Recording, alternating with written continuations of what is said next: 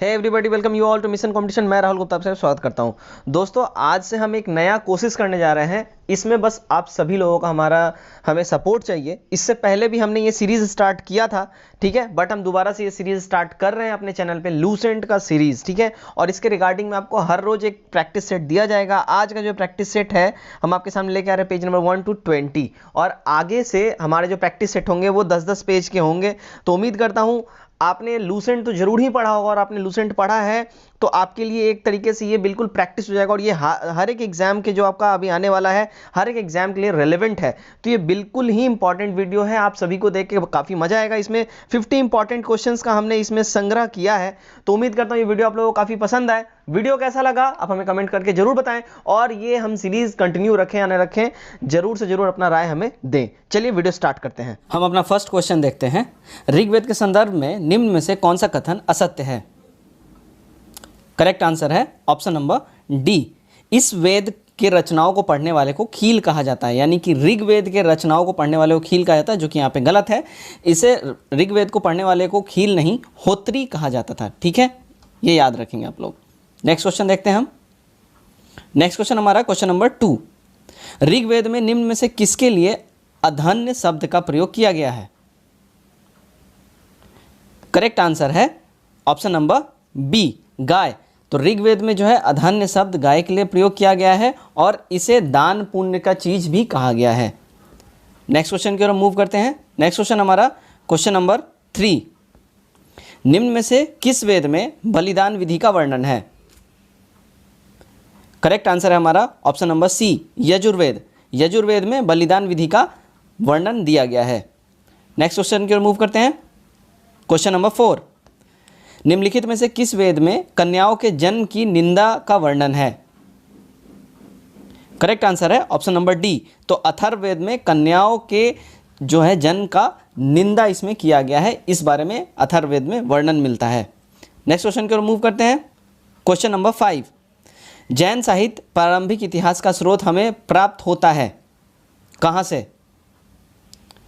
Correct answer है option number ए, कल्प सूत्र से जैन साहित्य का प्रारंभिक इतिहास स्रोत हमें प्राप्त होता है। नेक्स्ट क्वेश्चन की ओर मूव करते हैं। Question number 6।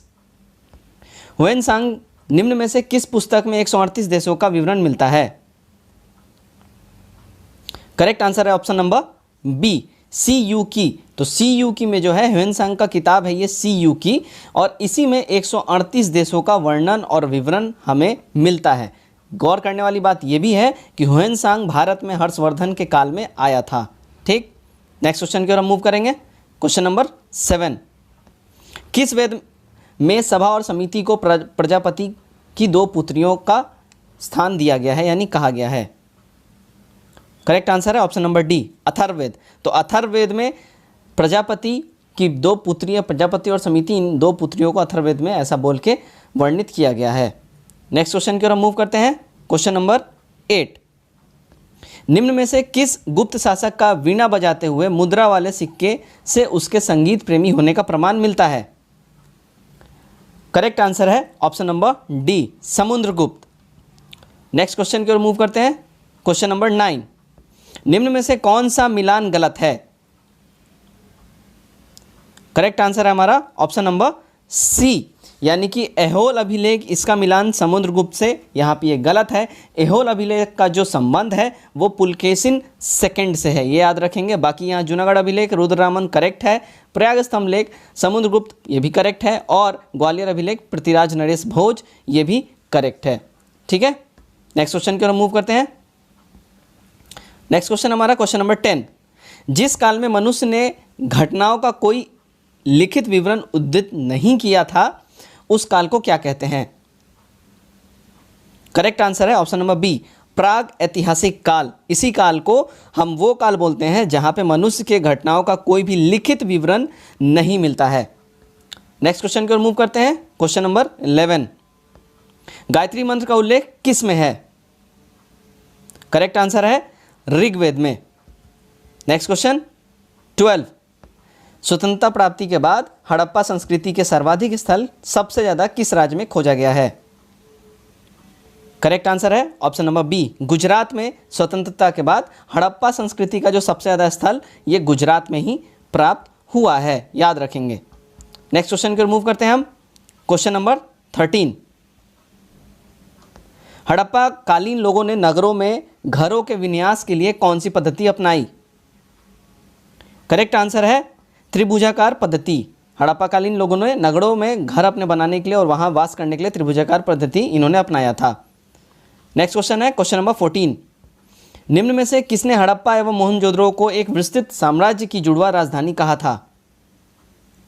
करेक्ट आंसर है ऑप्शन नंबर सी, पिगट। इन्होंने ही हड़प्पा और मोहनजोदड़ो को विस्तृत साम्राज्य की जुड़वा बहनें, जुड़वा राजधानी इन्होंने कहा था।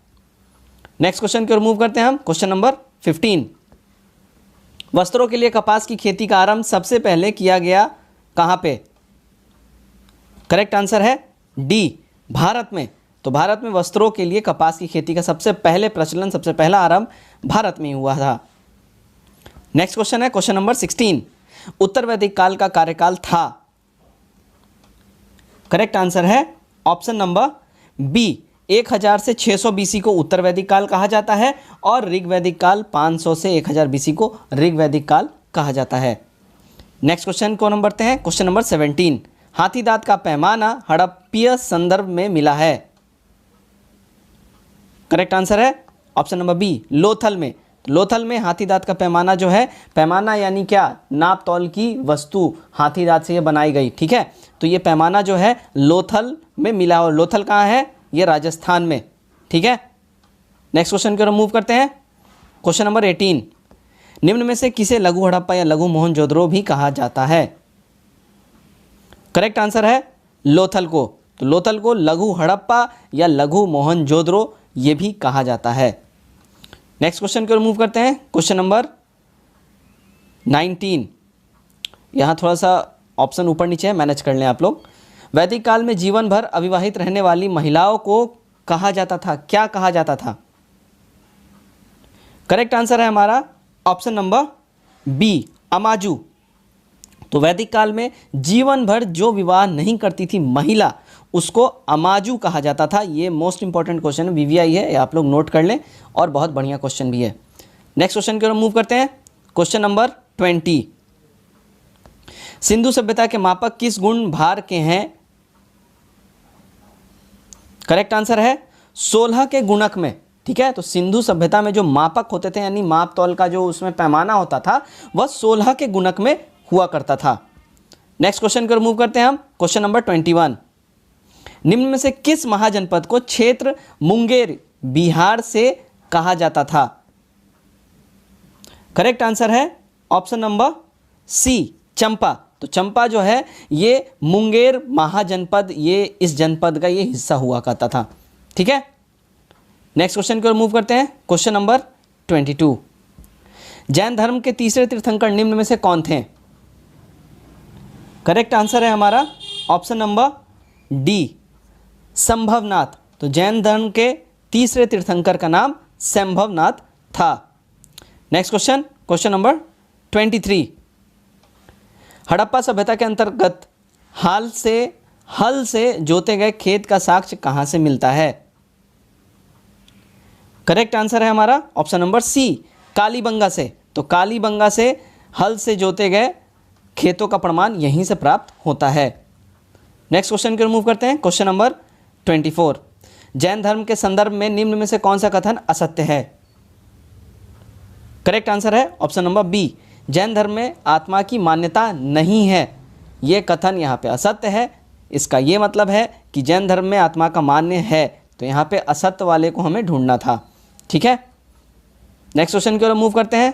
क्वेश्चन नंबर 25, निम्न में से कौन सी बौद्ध संगीति में बौद्ध धर्म दो भागों हीनयान और महायान में बट गया, यानी विभाजित हो गया? करेक्ट आंसर है ऑप्शन नंबर डी, चतुर्थ बौद्ध संगति।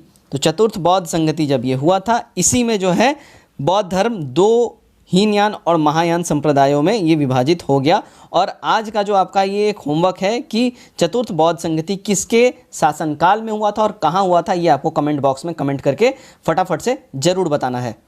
नेक्स्ट क्वेश्चन की ओर हम मूव करते हैं। नेक्स्ट क्वेश्चन हमारा क्वेश्चन नंबर 26, निम्न में से कौन सा मिलान गलत है? करेक्ट आंसर है हमारा ऑप्शन नंबर ए, द्वैताद्वैत रामानुज, ये यहाँ पे गलत है, बाकी तीनों सही है। शुद्धता द्वैत वल्लभाचार्य, विशिष्टाद्वैत रामानुज और द्वैत ये अनंत तीर्थ, और द्वैतता जो द्वैत है ये निम्बकाचार्य के समय का ये है। तो यहाँ पे निम्बकाचार्य हमारा करेक्ट आंसर होता है, जो कि यहाँ रामानुज दिया गया है। तो ये हमारे लिए यही मिलान गलत है, ये करेक्ट हमारा ऑप्शन है। नेक्स्ट क्वेश्चन की ओर मूव करते हैं।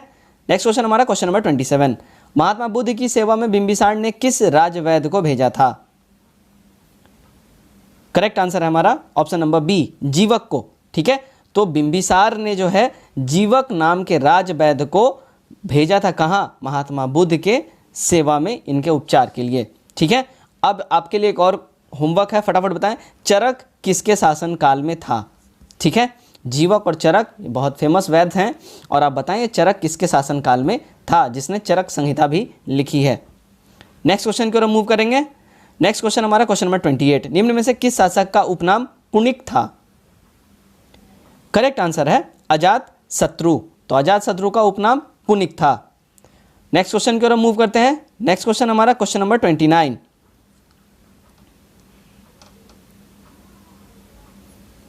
ओके, निम्न में से कौन सा कथन बिंदुसार के बारे में असत्य है? करेक्ट आंसर है ऑप्शन नंबर डी, कोई भी नहीं। तो यहाँ पे कथन है बिंदुसार को अमित्रघात के नाम से भी जाना जाता था, बिल्कुल सही। और वायु पुराण में बिंदुसार को भद्र सार कहा गया है, ये भी करेक्ट है। तो यहाँ दोनों हमारे स्टेटमेंट यानी दोनों के दोनों कथन करेक्ट हैं। नेक्स्ट क्वेश्चन की ओर मूव करेंगे। Question number 30। दशराज युद्ध का उल्लेख ऋग्वेद के किस मंडल में उल्लेखित है? करेक्ट आंसर है हमारा ऑप्शन नंबर ए, 7वें मंडल में दशराज युद्ध का हमें उल्लेख ऋग्वेद में मिलता है। Question number 31। निम्नलिखित में से कौन सा बौद्ध भिक्षुक ने अशोक को बौद्ध धर्म की दीक्षा दी थी? करेक्ट आंसर है उपगुप्त। नेक्स्ट क्वेश्चन की ओर मूव करते हैं। Question number 32। आजीवन संप्रदाय की स्थापना किसने किया था? करेक्ट आंसर है हमारा option number A, Makkhali Gosala ने। इन्होंने आजीवन संप्रदाय का इन्होंने ही स्थापना किया था। बहुत फेमस क्वेश्चन है, आप लोग इसको नोट कर लें। नेक्स्ट क्वेश्चन की ओर मूव करते हैं हम। Question number 33। अशोक ने निम्न में से किस शिलालेख में जनता को धार्मिक जीवन बताने के लिए प्रेरित किया? करेक्ट आंसर है हमारा ऑप्शन नंबर डी, 14वीं शिलालेख में अशोक ने जनता को धार्मिक जीवन बताने के लिए इन्होंने प्रेरित किया, इन्होंने धर्म का मार्ग अपनाने के लिए कहा। अब आपके लिए होमवर्क ये है, अशोक ने किस युद्ध के बाद धर्म का मार्ग अपना लिया, और उससे पहले अशोक जो है बहुत निष्ठुर और बोलते हैं ना बिल्कुल निर्दयी था। तो किस युद्ध के बाद इसका बिल्कुल हृदय परिवर्तन हुआ, ये आपको कमेंट बॉक्स में फटाफट से बताना है। नेक्स्ट क्वेश्चन की ओर बढ़ते हैं हम। Question number 34। सॉरी, अशोक का निम्न में से कौन सा स्तंभ बिहार में स्थित है? करेक्ट आंसर है हमारा ऑप्शन नंबर ए, टोपरा स्तंभ। तो ये टोपरा स्तंभ बिहार में ये अशोक का स्थित है। नेक्स्ट क्वेश्चन की ओर मूव करते हैं हम। Question number 35। पुष्यमित्र शुंग ने मौर्य वंश के किस अंतिम शासक की हत्या कर शुंग वंश की नींव डाली थी? करेक्ट आंसर है हमारा वृहदत्त। तो वृहदत्त की हत्या करके पुष्यमित्र शुंग ने शुंग डायनेस्टी यानी शुंग वंश का इन्होंने नींव डाला था। नेक्स्ट क्वेश्चन की ओर हम मूव करेंगे। Question number 36। भारत में आक्रमण करने वाले विदेशी आक्रमणकारियों का क्रम बताएं।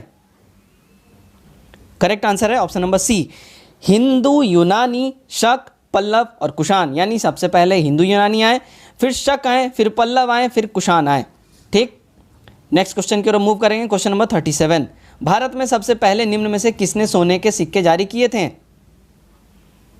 करेक्ट आंसर है हिंदू यूनानी ने। तो इन्होंने ही सबसे पहले सोने के सिक्के भारत में जारी किए थे। वीवीआई क्वेश्चन है, ये आपके आने के भरपूर चांसेस है, लिख लें। हिंदू यूनानियों ने भारत में सबसे पहले सोने के सिक्के जारी किए थे। नेक्स्ट क्वेश्चन की ओर मूव करते हैं। नेक्स्ट क्वेश्चन हमारा क्वेश्चन नंबर 38। कुषाण काल में सबसे अधिक विकास निम्न में से किस क्षेत्र में हुआ? करेक्ट आंसर है ऑप्शन नंबर बी। तो कुषाण काल में सबसे अधिक विकास वास्तुकला के क्षेत्र में हुआ है, और इसी काल में बुद्ध की खड़ी प्रतिमा का भी निर्माण किया गया है, ये हमेशा याद रखें आप लोग। नेक्स्ट क्वेश्चन है क्वेश्चन नंबर 39। परम भगवत की उपाधि धारण करने वाला प्रथम गुप्त शासक कौन था? करेक्ट आंसर है समुद्रगुप्त। तो समुद्रगुप्त ने परम भागवत इसकी उपाधि इसने ही धारण की थी। नेक्स्ट क्वेश्चन की ओर मूव करते हैं। क्वेश्चन नंबर 40, चीनी बौद्ध यात्री फाहियान किसके शासनकाल में भारत आया था? करेक्ट आंसर है चंद्रगुप्त सेकंड के टाइम में। तो चीनी यात्री फाहियान चंद्रगुप्त सेकंड के टाइम में भारत आया था। नेक्स्ट क्वेश्चन की ओर मूव करते हैं। क्वेश्चन नंबर 41, यह गुप्त काल का सबसे अधिक महत्वपूर्ण व्यापारिक केंद्र था, कौन? करेक्ट आंसर है उज्जैन। तो गुप्त काल का सबसे ज्यादा महत्वपूर्ण व्यापारिक केंद्र उज्जैन हुआ करता था। नेक्स्ट क्वेश्चन है क्वेश्चन नंबर 42, अजंता की गुफाएं बौद्ध धर्म की किस शाखा से संबंधित है? करेक्ट आंसर है महायान। तो अजंता की गुफाएं जो है बौद्ध धर्म के महायान संप्रदाय से ये संबंधित है। ये वीवीआई क्वेश्चन है, मोस्ट इंपॉर्टेंट है, ये आप जरूर लिखें। नेक्स्ट क्वेश्चन की ओर मूव करते हैं। क्वेश्चन नंबर 43, निम्न में से किसने सूर्य सिद्धांत नामक ग्रंथ लिखा है और सूर्य ग्रहण चंद्र ग्रहण के वास्तविक कारणों का इसने बताया भी है? करेक्ट आंसर है आर्य। क्वेश्चन नंबर 44, चोल वंश के संबंध में कौन सा कथन सत्य है? करेक्ट आंसर है हमारा ऑप्शन नंबर ए। तो चोल वंश के हमारे पहले और दूसरे स्टेटमेंट बिल्कुल सत्य हैं। इस वंश के संस्थापक विजयालय थे, बिल्कुल सही। और राजराज प्रथम ने श्रीलंका पर आक्रमण किया था, ये भी हमारा स्टेटमेंट करेक्ट है। थर्ड स्टेटमेंट हमारा गलत है। चोल साम्राज्य का सर्वाधिक विस्तार परांत चोल ने किया था, ये स्टेटमेंट हमारा गलत है। तो स्टेटमेंट 1 और 2 हमारा एब्सोल्युटली करेक्ट यहाँ पे है। नेक्स्ट क्वेश्चन की ओर मूव करते हैं। क्वेश्चन नंबर 45, तराइन के किस युद्ध में पृथ्वीराज तृतीय की हार हुई थी? करेक्ट आंसर है ऑप्शन नंबर बी, द्वितीय। तराइन के सेकेंड वॉर में पृथ्वीराज थर्ड की हार हुई थी। नेक्स्ट क्वेश्चन की ओर मूव करते हैं। क्वेश्चन नंबर 46, वर्ष हर्ष के समय में प्रयाग में प्रति 5वें वर्ष एक समारोह आयोजित किया जाता था, जिसे कहा जाता था?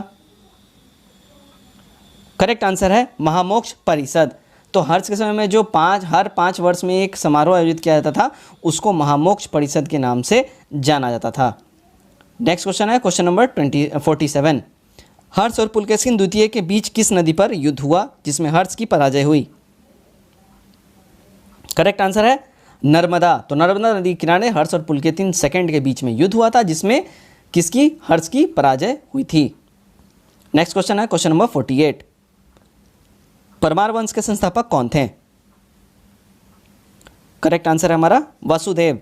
तो वसुदेव परमार वंश के संस्थापक इन्हें ही माना जाता है। नेक्स्ट क्वेश्चन की ओर हम मूव करते हैं। क्वेश्चन नंबर 49, गोविंद चंद्र गढ़वाल की एक रानी रामकुमारी देवी ने धर्मचक्र जिन व्यवहार कहाँ बनवाया था? करेक्ट आंसर है हमारा ऑप्शन नंबर डी, सारनाथ में। तो गोविंद चंद्र गढ़वाल की जो महारानी कुमार देवी थी, इन्होंने धर्मचक्र जीन विहार जो है ये सारनाथ में इन्होंने बनवाया था। नेक्स्ट क्वेश्चन की ओर मूव करते हैं। हमारा आज का आखिरी question, question number 50, Vikramshila Mahavir की स्थापना किस वंश के शासक द्वारा करवाई गई थी? करेक्ट आंसर है डी, पाल वंश। तो विक्रमशिला महावीर की जो स्थापना है, ये महाविहार की जो स्थापना है, इन्होंने पाल वंश के संस्थापकों में इन्होंने शासकों ने इन्होंने ही करवाया था। तो ये हमारा आज लूसेंट पेज नंबर 1 to 20 का यहाँ पे टॉप 50 क्वेश्चन का हमारा खत्म होता है होमवर्क सेशन। उम्मीद करता हूँ वीडियो आप लोगों को पसंद आया है। वीडियो पसंद आया तो वीडियो को लाइक करें, ज़्यादा से ज़्यादा शेयर करें, और चैनल सब्सक्राइब नहीं किया है फटाफट चैनल सब्सक्राइब कर दें। तो आज के लिए बस इतना ही। कल दोबारा से मिलते हैं। पेज नंबर 21 से लेकर 30 तक आप लोग करना बिल्कुल ना भूलें। Till then take care, bye bye and God bless you all.